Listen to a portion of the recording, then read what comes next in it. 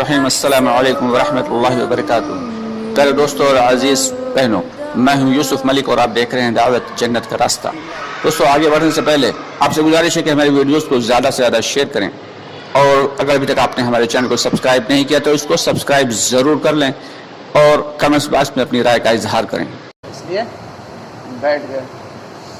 اصل کیا ہے، ایمان بنانے کی جو محنتیں ہیں ان میں سب سے اہم اور مؤثر عمل جو ہے وہ گشت کا کرنا ہے، اور یہ جو درمیانی بات ہے اس میں ایمان کے اعتبار سے اور آخرت کے اعتبار سے مذاکرہ ہوتا ہے۔ ایمان کو بنانے کی جو کچھ محنتیں ہیں، جیسے کہ اللہ سے ہونے کا یقین ہمارے دل میں آ جائے تو اس کو اتنا زیادہ بولنا ہے کہ زبان کے راستے یہ دل تک پہنچ جائے، اور دوسرے یہ مجلسیں یعنی کہ اللہ سے ہونے کو اتنا سننا ہے کہ کانوں کے ذریعے یہ دل تک پہنچ جائے اور دل میں اتر جائے۔ اب ہمارا یقین کہے سے بنا ہوا ہے؟ یقین تو ہمارا بنا ہوا چیزوں سے، کہ ہاں بات تو صحیح ہے، بے شک اللہ پالتے ہیں، لیکن اگر دکان پہ نہیں بیٹھیں تو بچے کہاں سے کھائیں گے؟ اب یہ جو لفظ ہو گیا یہ لفظ شرکیہ لفظ ہے۔ اللہ رب العالمین اگر چاہیں تو بغیر ہمارے دکان پہ بیٹھے بھی ہمیں کھلا سکتے ہیں، اور اللہ نے پہلے بھی کر کے دکھایا اور موجودہ دور میں بھی کر کے دکھا دیا کہ بھائی جب کاروبار بند ہو گئے سب کے اور ساری مارکیٹس بند ہو گئی اور باہر نکلنا بھی مشکل ہو گیا، پھر بھی اللہ نے پال کے دکھایا، تو لوگوں کا یہ کہنا کہ اگر دکان پہ نہیں بیٹھیں گے، مزدوری نہیں کریں گے، محنت نہیں کریں گے تو بچے کہاں سے کھائیں گے؟ حالانکہ وہی کھایا سب نے، وہ لوگ جو اللہ پر یقین رکھتے تھے اور وہ لوگ جو اللہ کی ذات پہ یقین نہیں بھی رکھتے تھے، اللہ نے ان کو بھی کھلایا اور ان کو بھی کھلایا۔ اب کوئی لوگ اگر کہیں، کچھ لوگ کہیں کہ کچھ لوگ پریشان حال بھی تھے، تو آج بھی بہت سارے ایسے لوگ ہیں جو پریشان حال ہیں۔ ایسا کون سا زمانہ گزرا ہے جس میں لوگ پریشان حال نہ رہے ہوں؟ تو اللہ تعالیٰ اپنی تمام تر قدرت کے ساتھ جیسے پہلے تھے ویسے ہی آج بھی موجود ہیں۔ یہ یقین ہمیں اپنے دلوں کو دلانا ہے۔ زبان سے تو ہم سب بھی کہتے ہیں ہاں بے شک اللہ رحیم ہے، اللہ کریم ہے، اللہ قادر مطلق ہے، اور اللہ ہی کھلاتا ہے، اللہ ہی پلاتا ہے، لیکن جب معاملہ پڑتا ہے ان کی محنت کا اور دعوت کی محنت کا اور اللہ کے راستے میں وقت لگانے کا، تو کہتے ہیں ہاں بہت سارے ایسے لوگ ملے، ہاں بے شک جانا اچھی بات ہے، ثواب کا کام ہے، ماشاءاللہ ثواب کا کام ہے، جانا چاہیے اللہ کے راستے میں بھی، جماعت میں تو خوب جانا چاہیے، اچھی بات ہے، لیکن اصل میں بیوی بچوں کا جو ہے ذمہ داری بھی تو ہے، بیوی بچوں کی ذمہ داری بھی تو ہے۔ اگر ہم جماعت میں چلے گئے تو ان کا کیا ہوگا؟ تو بھائی کیا اللہ کے نبی صلی اللہ علیہ وسلم کے جتنے بھی صحابہ کرام تھے، کیا انہیں اپنے بچوں سے محبت نہیں تھی؟ انہیں اپنی بیویوں سے محبت نہیں تھی؟ صحابہ کرام رضی اللہ تعالیٰ عنہم اجمعین نے بھی اپنی زندگیوں کو اللہ کے راستے میں لگایا ہے، اور یہ نہیں کہ بس گئے 3 دن کے چلے آئے، 40 دن کے چلے آئے، 4 مہینے کے چلے آئے، وہ تشکیل نہیں ہوتی تھی۔ وہ تشکیل تو ایسی ہوتی تھی کہ ہاں جا رہے ہیں، آئیں گے یا نہیں آئیں گے اس بات کی کوئی گارنٹی نہیں تھی۔ تو یہ تو صرف ابھی دکھلایا جا رہا ہے کہ ہمارے دلوں کا یقین کتنا اچھا ہے، اس لیے اپنے دلوں کو ہم سدھار لیں، اپنے یقین کو بنا لیں، اس لیے کہا جا رہا ہے چلو بھائی تم سے نہیں ہو رہا تو 3 ہی دن کے لیے چلے جاؤ اللہ کے راستے میں، 3 ہی دن۔ اب اللہ کے راستے میں جب تھوڑا کر کے وقت لگائیں گے تو پھر وہ ہمارے دلوں میں دھیرے دھیرے کر کے اترے گا کہ ہاں جب 3 دن کے لیے گئے تو ہمارا کوئی نقصان نہیں ہوا، اب 40 دن کے لیے بھی جا کے دیکھتے ہیں تب بھی نقصان ہوگا کیا بھائی؟ نہیں ہوگا، اور جب 4 مہینے کے لیے آئیں گے تب بھی نقصان نہیں ہوگا۔ تو زندگی کی ایک اپنی ترتیب بنا لینا ہے، کیونکہ دنیا کی زندگی کتنے دن کی ہے؟ ایک لمحے کا بھروسہ نہیں ہے۔ جنرلی طور پہ دیکھا جائے تو 60 70 80 سال ایک انسان کی زندگی ہے آج کے اعتبار سے، لیکن اگر یہ کہا جائے کہ 100% ہر انسان کی زندگی، تو ایسا نہیں ہے۔ زندگی کا ایک لمحے کا بھروسہ نہیں، یہ تو پکی بات ہے۔ کب پیدا ہوئے ہر آدمی بتا دے گا، آج کے دور میں پڑھا لکھا بندہ ہے بتا دے گا ڈیٹ آف برتھ کیا ہے، لیکن کب مریں گے تو بڑے سے بڑا سائنٹسٹ اور بڑے سے بڑا ریسرچر اور بڑے سے بڑا ڈاکٹر بھی بتا سکتا تھا کہ کب مریں گے۔ آپ کب پیدا ہوئے تھے؟ ہم فلاں فلاں۔ اچھا آپ کب مریں گے؟ تو پاگل ہوئے کیا کب مریں گے؟ یہ کون جانتا ہے کب مریں گے؟ تو کوئی نہیں جانتا، اللہ کے علاوہ کسی کو علم نہیں ہے کہ کب موت آئے گی۔ اچھا وہ زندگی جس کا ایک لمحے کے لیے بھروسہ نہیں ہے، اس پر تو ہم صبح سے شام تک 24 گھنٹے محنت کر رہے ہیں نا بھائی شعیب بھائی؟ ساری محنت کاہے کے لیے ہو رہی ہے؟ چاہے وہ اسٹوڈنٹس لائف کے بندے ہوں، چاہے وہ کاروباری ہم جیسے لوگوں کے، ہمارے نصیب بھائی جیسے لوگوں کے بندے ہوں، سارے کے سارے، اور چاہے وہ ملازم پیشہ ہوں، سارے کے سارے محنت کاہے پہ کر رہے ہیں؟ دنیا کی زندگی بہتر بن جائے، محنت اسی بات کی ہے۔ نماز کا پڑھ لینا یہ کافی نہیں ہے، نماز تو اللہ کا ایک حکم ہے، دین کا ایک رکن ہے، وہ تو ادا کرنا ہے۔ زکوٰۃ کا دینا کیا ہے؟ کیوں نصیب ہے؟ تو دین کا ایک جز ہے، وہ عمل کرنا ہے، اس کو اللہ کے راستے میں 2.5% دینا ہے ہر سال میں۔ روزہ رکھنا وہ بھی دین کا ایک رکن ہے، لیکن ہمیں دھوکہ یہ لگا ہوا ہے کہ نماز پڑھ لی اتنا کافی ہے، نماز ہی دین ہے۔ تو نماز دین نہیں ہے، ہاں نماز عماد الدین بالکل ہے، مان سکتے ہیں۔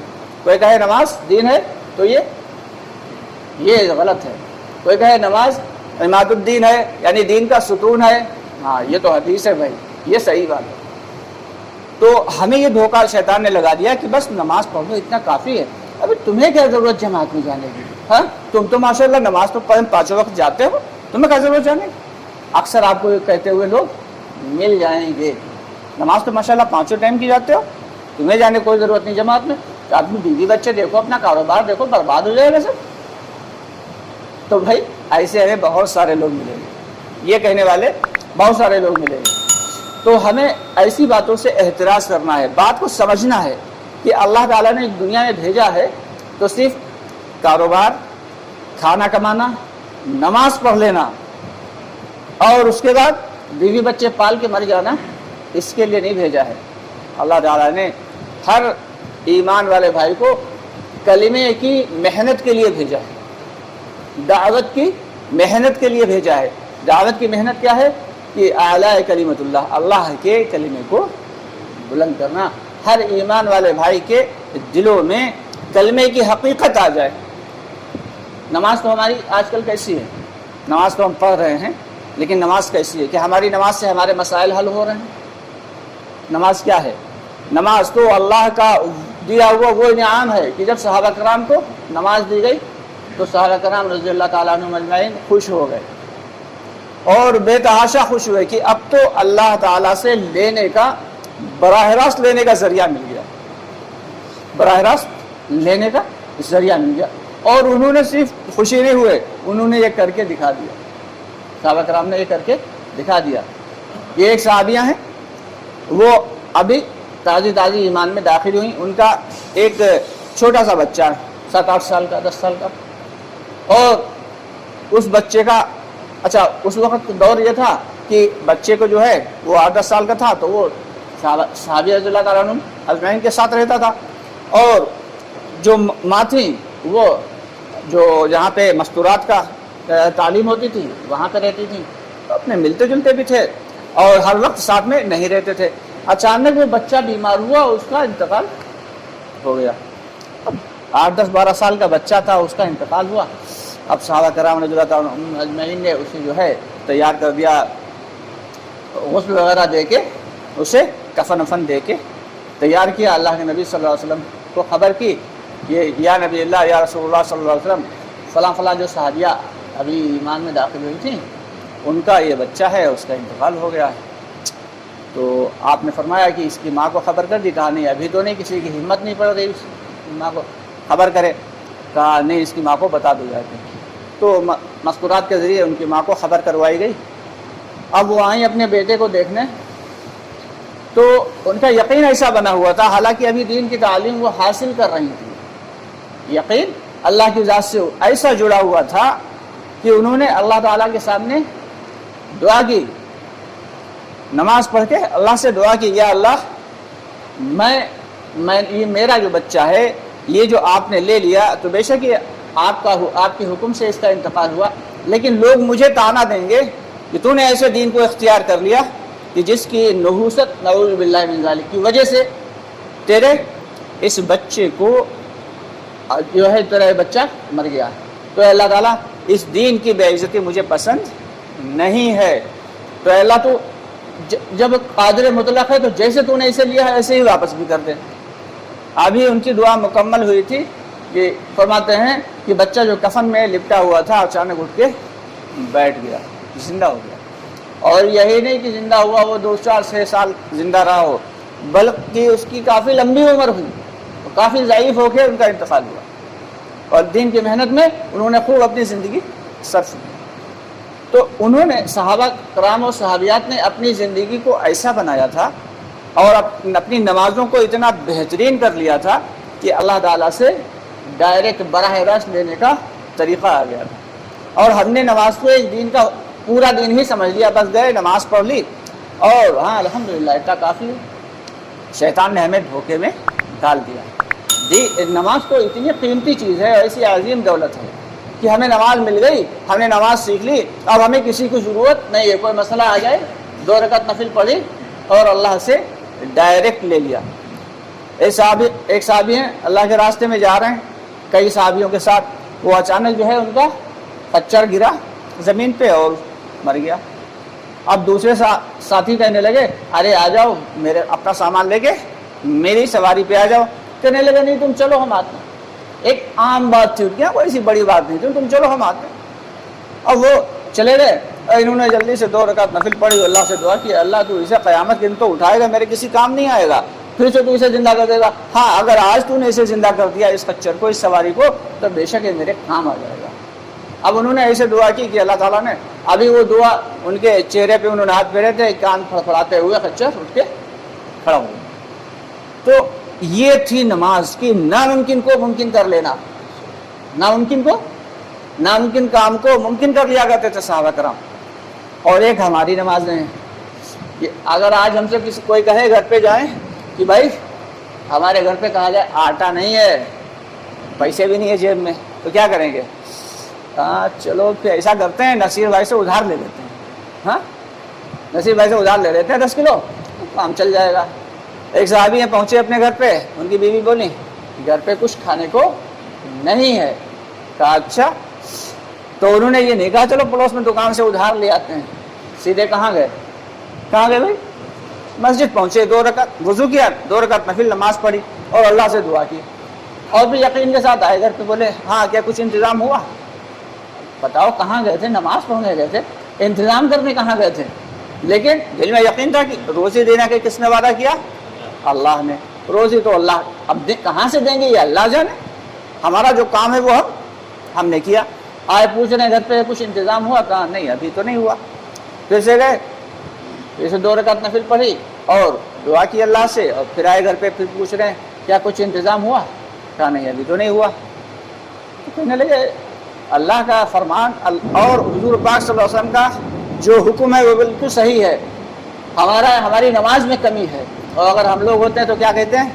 ارے جاؤ مولوی صاحب تم نے بتایا تھا، اور جاؤ فلانے جی تم نے بتایا تھا، اور فلانا عمل ہم کرتے کرتے تھک گئے، اور نمازیں تو ہم روز پڑھتے ہیں، پریشانی دور نہیں ہوتی بلکہ اور پریشانی بڑھتی چلی جا رہی ہے۔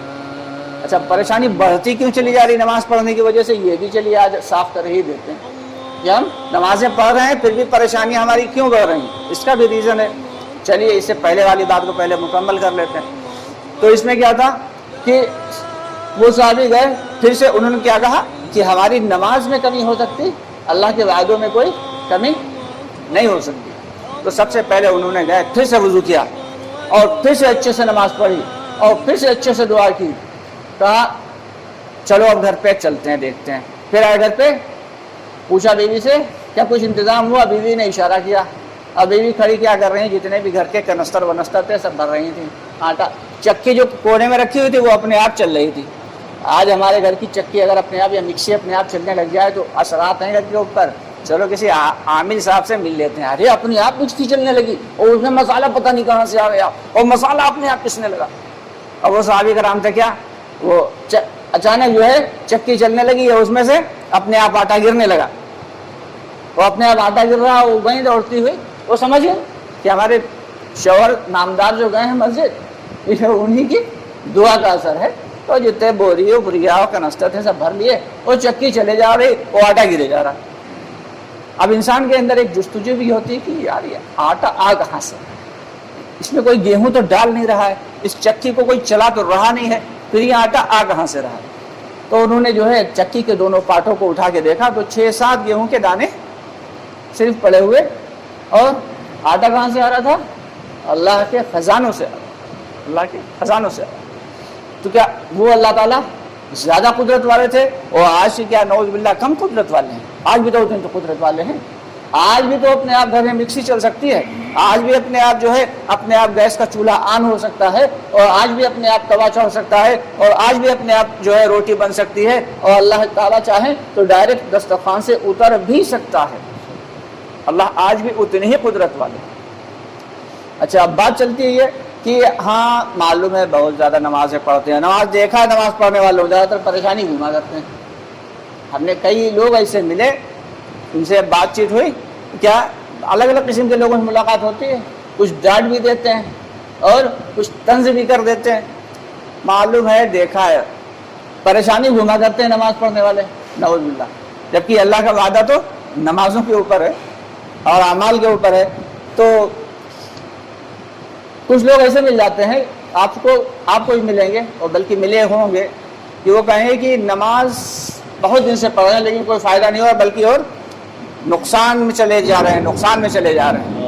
تو ایسا کیوں ہوتا ہے کہ باقاعدہ حضرت زکریا رحمۃ اللہ علیہ نے باقاعدہ اپنے کتاب میں لکھا ہے فضائل اعمال میں کہ ایک نمازی جب نماز کے لیے کھڑا ہوتا ہے اور خوشی و خضوع کے ساتھ نماز پڑھتا ہے، اس سے پہلے اچھے سے وضو کر کے آتا ہے اور دھیان لگا کے نماز پڑھتا ہے، تو وہ نماز روشن اور چمکدار سیدھی اوپر جاتی ہے اللہ کی بارگاہ میں، اور نمازی کو دعا دیتی ہوئی جاتی ہے کہ جیسے تو نے ہمیں قائم رکھا، اللہ تعالیٰ تجھے بھی ایسے ہی قائم رکھے.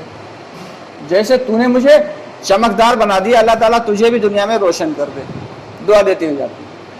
اور جو شخص نماز کو سیکھتا نہیں ہے، کہ جو بچپن میں پڑھ رہا تھا وہی بچپن میں چل رہی ہے، نہ تو ارکان صحیح ہیں نماز کے، نہ جو قرآن میں پڑھا جاتے وہ اذکار صحیح ہیں، نہ قرآن صحیح ہے، نہ سورہ فاتحہ صحیح ہے، نہ التحیات صحیح ہے، اور نہ تو وضو صحیح ہے اور نہ ہی مسائل معلوم ہے. اندھا دھند آئے جلدی سے پھچڑ وضو اور کھڑے دھما دھم. ابھی رکوع سے کھڑے نہیں ہو پائے تھے، دھم سے سجدے میں چلے گئے. ارے باپ رے، سجدے سے ایک بار سر اٹھا بھی پورا نہیں تھا، دھم سے پھر دوسرے سجدے میں گئے. اور کیسے ہیں جہاں پکے نمازی ہیں.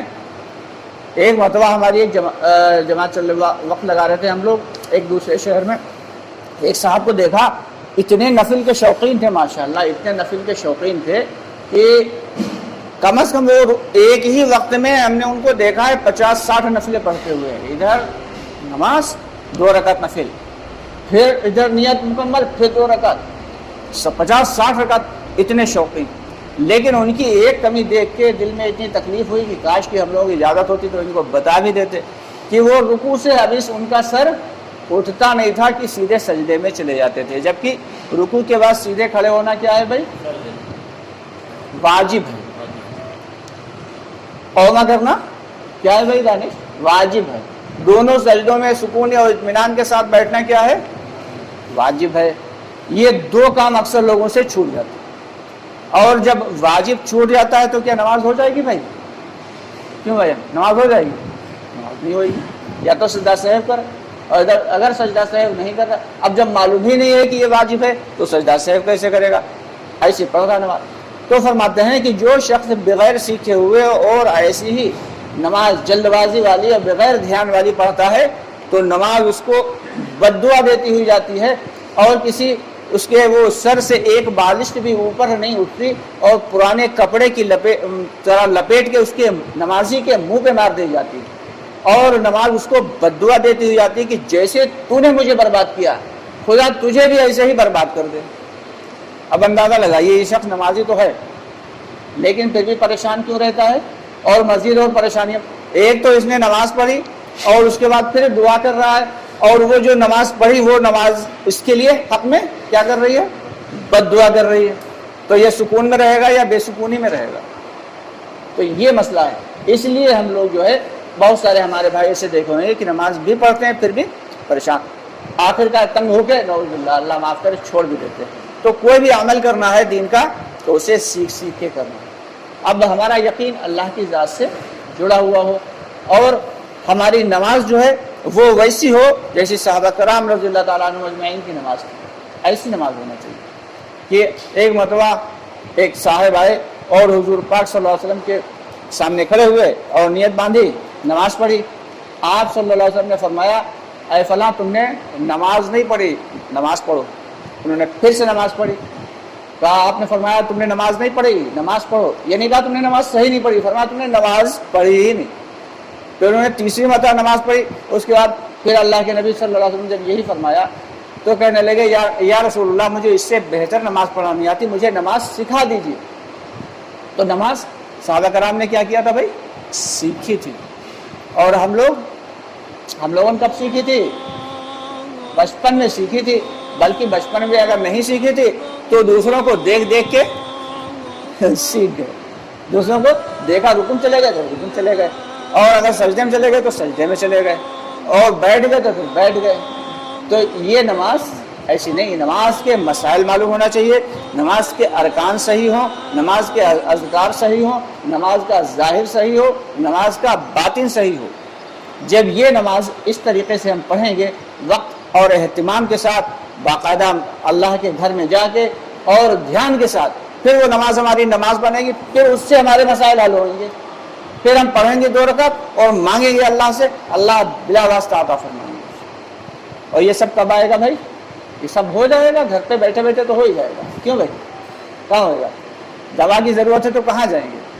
ہاں گھر پہ بیٹھے ہوئے بخار بہت تیز ہے، اچھا تو دوا لائے تھے، نہیں دوا آ جائے گی، کہاں سے آ جائے گی؟ کیسے آ جائے گا؟ اب آ جائے گی۔ ابھی جب دکان میں جاؤ گے تبھی تو آئے گی، جب ڈاکٹر کے یہاں جاؤ گے تبھی تو دوا ملے گی۔ تو دوا کے لیے تو ہم دوڑ رہے ہیں ڈاکٹر کی طرف۔ ابھی اگر جو ہے ایک ماچس کی ضرورت پڑ جائے تو کہاں جا رہے ہیں؟ پروویژن اسٹور کی طرف، جنرل اسٹور کی طرف۔ اور جب ایمان بنانے کا معاملہ آتا ہے تو جا رہے ہیں دکان کی طرف، تو دکان ہی بنے گا ایمان۔ جا رہے ہیں ملازمت کی طرف، ملازمت میں بنے گا بھائی؟ کہاں بنے گا؟ ایمان بنانے کا ایک ہی راستہ ہے کہ اللہ کے راستے میں جان مال وقت لے کے نکلنا۔ سب سے اہم جو جز ہے وہ یہی ایمان بنانا۔ ہاں ویسے یقین بنتا ہے، جیسے یہ بیٹھے ہیں یہاں پہ ذکر کی مجلسیں لگی ہوئی ہیں، اس میں بھی یقین بن رہا ہے۔ اور جب مخلوقات میں خوب غور و فکر کرے بندہ، خوب مخلوقات میں غور و فکر کرے کہ یہ زمین، یہ آسمان، یہ ایسے تو نہیں بنے، بے شک ان کو بنانے والا کوئی ہے۔ اب یہ مخلوقات میں جتنا غور و فکر کرے گا اللہ تعالیٰ اس کے ایمان میں اضافہ کرتے چلے جائیں گے۔ لیکن جو سب سے اہم چیز ہے ایمان بنانے کے لیے وہ ہے اپنی جان مال وقت کو لے کے اللہ کے راستے میں نکلنا، اللہ کی بڑائی بولنا اور اللہ کی بڑائی سننا، اور لوگوں کو اللہ کی بڑائی کی دعوت دینا۔ تو اس لیے کہا جاتا ہے کسی کے گھروں کو کاروبار کو چھڑانے کا مقصد تھوڑا نہ ہے، کسی کے گھر اور کاروبار چھڑانے کا مقصد نہیں ہے۔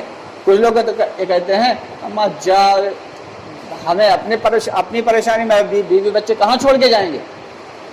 بہت سارے لوگ ناراض ہو جاتے ہیں، لیکن ہمیں جو ہے ترتیب بنانا ہے اپنی زندگی کی، کہ ہماری ترتیب ایسی ہو کہ ہمارے گھر والوں کے بھی حقوق پورے ہو رہے ہوں اور اللہ اور نبی صلی اللہ علیہ وسلم کے بھی حقوق پورے ہو رہے ہیں۔ یہ سب سے بڑا ہم پہ حق کس کا ہے؟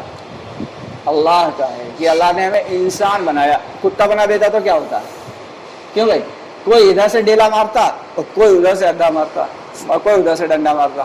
اب اللہ نے انسان بنا دیا، یہ اللہ کا بہت بڑا احسان ہے۔ اور اس کے بعد ایمان والا بنا دیا، یہ مزید اور بڑا احسان ہے۔ اور پھر اللہ تعالیٰ نے دین کی سمجھ تھوڑی بہت دے دی کہ ہم مسجد میں آ کے بیٹھ گئے، یہ اس سے بھی بڑا एहसान है। अब हम पे सबसे बड़ा हक किसका रहा? अल्लाह का है। अच्छा, ये दीन हम तक आया कैसे? कितनी सबसे ज़्यादा कुर्बानियों वाले कौन? हम सब के आका नामदार मोहम्मद सल्लल्लाहु अलैहि वसल्लम। अब आप सल्लल्लाहु अलैहि वसल्लम का हक अल्लाह के बाद नबी पाक सल्लल्लाहु अलैहि वसल्लम का हक हम पे है, उसके बाद फिर माँ बाप, फिर बीवी बच्चे, फिर कारोबार, इन सब के हुकूक हैं, उसके बाद हैं। और आज हमें बीवी बच्चों के, कारोबार के, माँ बाप के हुकूक खूब याद आ जाते हैं। अभी जो है एक नौजवान से आप कहें कि चलो, उसका दोस्त कहे चलो ज़रा वेव चलते हैं, हाँ, बड़े शौक से तैयार हो जाएगा, हाँ चलो, अच्छा अबे घर पे बता दो, अबे घर पे फ़ोन कर देंगे अम्मी को, चलो वेव चलते हैं। और अगर उससे आप कह दें जाके कि चलो 3 दिन के लिए अल्लाह के रास्ते में चलना है, इजाज़त ले लें घर पे इजाज़त ले लें। अरे वाह, ये तो बड़ा नेक बंदा बन गया। अबे कहाँ जाना था, जो गलत काम से जा रहे थे तो उसके लिए इजाज़त नहीं ले रहे थे, अबे चल फ़ोन कर देंगे। और नेक काम के लिए कह रहे हैं तो क्या कहेंगे? घर पे इजाज़त ले लें, तो इजाज़त। तो ये है शैतान के धोखों में से एक बहुत बड़ा, शैतान के मकरों में से एक मक्कर है कि हम दीन के काम के लिए निकलते हैं तो शैतान हमें समझाता है। तो हमें सबसे पहले क्या करना है? अपने आप को फारिग करना है। काहे के लिए?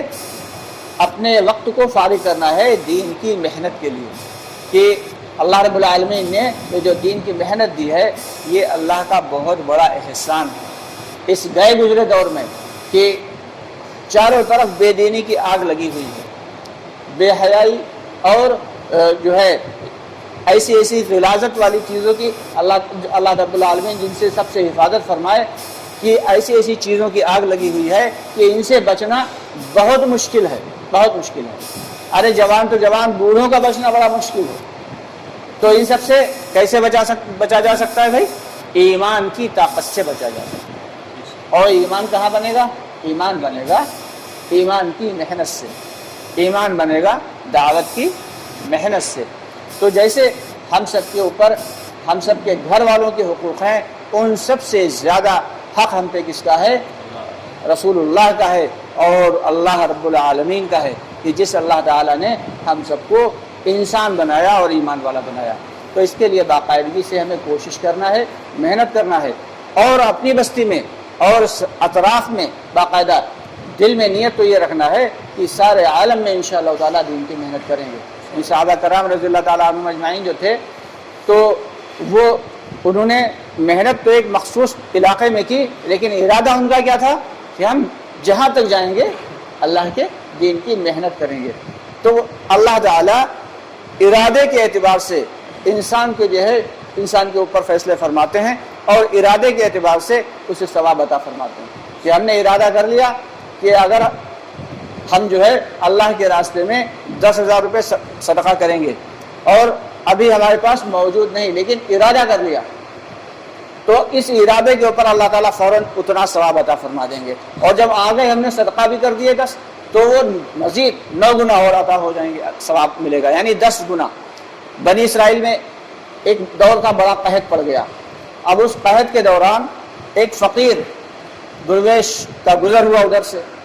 उस फ़कीर दुर्वेश ने देखा कि एक पहाड़ पड़ा रास्ते में बहुत बड़ा। उसके दिल में ये ख्याल आया कि काश मेरे पास इस पहाड़ के बराबर सोना होता तो मैं सारा का सारा ये गरीब लोग जो है बनी इसराइल के, इन पर तकसीम कर देता ताकि ये भूख से ना बिलबिलाते। अब उसने ये इरादा किया था, अल्लाह ताला ने वक्त के नबी के ऊपर फ़ौरन वही भेजी कि इस फ़कीर दुर्वेश को अल्लाह ताला ने इस पहाड़ के बराबर सोना सदका करने का सवाब दे दिया। ये ईमान कोई छोटी मोटी चीज़ नहीं है। अल्लाह ताला ने जो ईमान दे दिया है, ये हर चीज़ की एक बुनियाद है, एक जड़ है। ये हर सारी चीज़ों के वादे जो है काहे पे हैं? ईमान पे हैं। एक ईमान वाला अगर नमाज़ पढ़ रहा है तो अल्लाह ताला के यहाँ काबिल कबूल, और गैर ईमान वाला कितनी भी नमाज़ें पढ़ ले क्या काबिल कबूल होंगी? काबिल कबूल नहीं। एक जो है ईमान वाला अगर छोटे से छोटा भी अमल अल्लाह की रज़ा के लिए कर ले तो अल्लाह ताला उसे पाल पोस के बड़ा करेंगे, और क़यामत के दिन, मैदान हश्र के दिन उसे मज़ीद बहुत बड़ा करके, यानी बहुत पहाड़ से भी बड़ा करके उसका अजर अता फरमाएंगे, छोटे से छोटा। तो ईमान की हकीकत हमारे दिल पे तब खुलेगी جب میدان حشر قائم ہوئے گا۔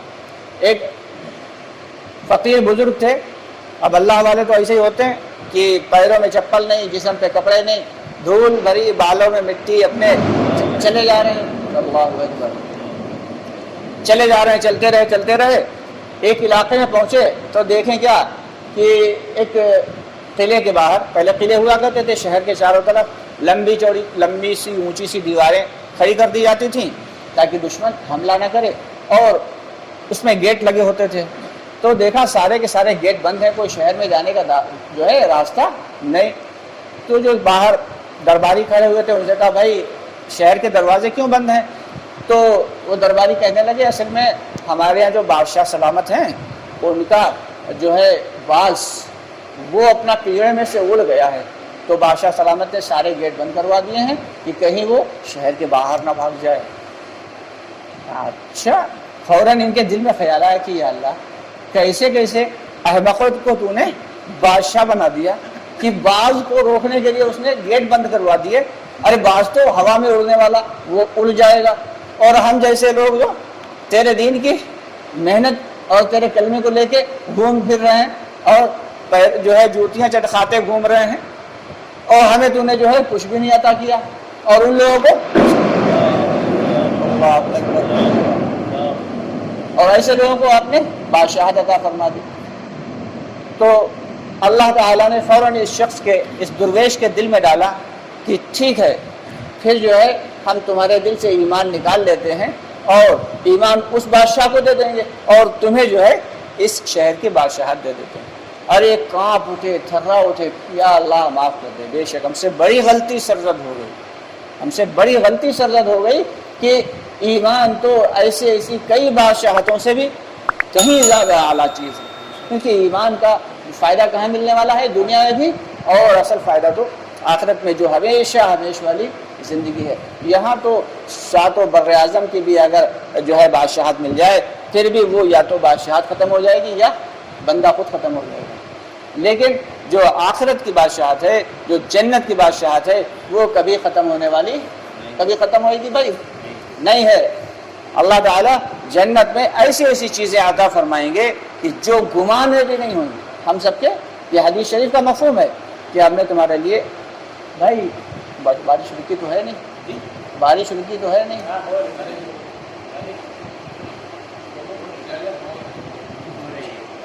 ٹھیک، ایک حدیث شریف کا مفہوم ہے کہ ہم نے تمہارے، اللہ رب العالمین فرما رہے ہیں کہ جنت میں ایسی نعمتیں رکھی ہیں تمہارے لیے کہ نہ تمہاری آنکھ نے دیکھی ہوگی، نہ تمہارے کان نے کبھی سنی ہوگی، نہ تمہارے دل پہ کبھی گمان گزرا ہوگا، ایسی نعمتیں۔